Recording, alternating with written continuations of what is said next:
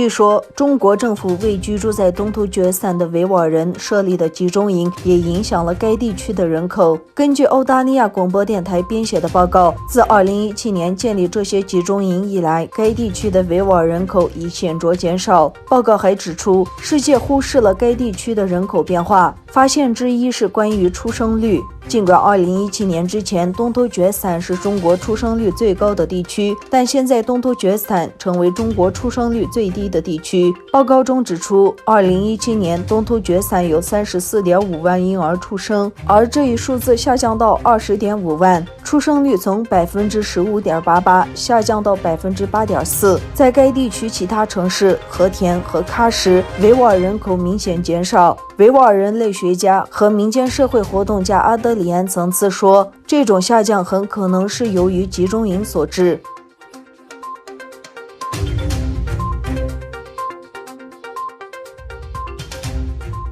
中国间谍活动咄咄逼人，比利时情报机构意识到问题严重。法国《世界报》周五就此发表多篇调查报道，揭示马耳他驻布鲁塞尔大使馆与中方的神秘关系。马耳他驻比利时大使馆早就被比利时情报机关盯上，该大使馆位置极具战略性，恰好就在欧盟对面。关键的问题是，这家大使馆的装修全由中国出钱。阿基米德街25号，这是一个侦测欧盟权力运作梦寐难求的位置，恰好位于欧盟委员会背后，一栋9层高的超级现代化大楼。2007年开始，中国出钱装修。从2010年起，比利时安全机构一直指这座大使馆安置了中国情报机构以刺探欧盟情报的设施。这一秘密活动还在持续。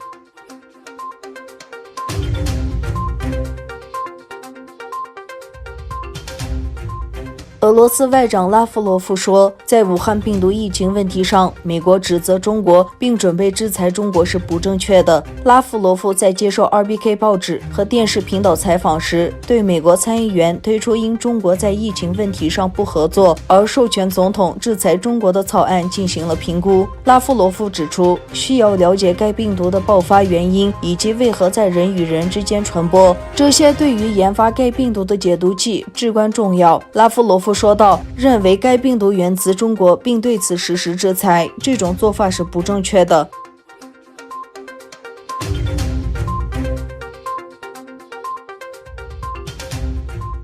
美国商务部周五发布新的出口限制令，对美国视为危害国家安全的中国电信巨头华为进一步施加限制。美国国务卿蓬佩欧指此举能因中国试图称霸先进科技。美国出台一系列新措施，旨在限制华为在海外使用美国技术发展半导体的能力。美国商务部周五称，这项公告将阻绝华为破坏美国出口管制的行径，将严格策略性地锁定华为为获取以美国软体和技术为基础制造的半导体行为。